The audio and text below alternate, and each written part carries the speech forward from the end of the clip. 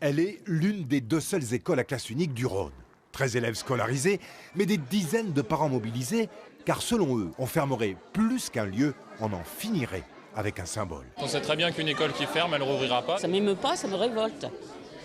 Parce qu'on parle beaucoup de proximité, n'est-ce pas? Puis alors les gamins vont être obligés de prendre des bus, de se lever à point d'heure.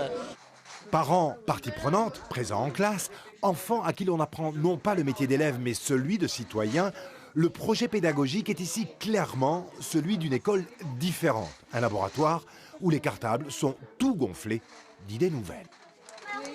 C'est arrêter une école qui fonctionne, qui est innovante, et ça serait dommage pour le service public.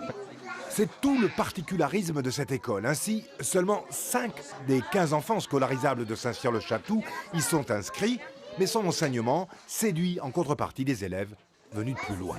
En tant que parent, c'est avoir le choix d'une école différente et qui en plus va dans la lignée de ce qui est souhaité par l'éducation nationale. 13 élèves aujourd'hui, 10 prévus à la rentrée prochaine. Il y a quelques jours, l'inspection académique a tranché, on ferme. Mais depuis, mobilisation intense. Alors, hier, nouvelle visite de l'éducation nationale.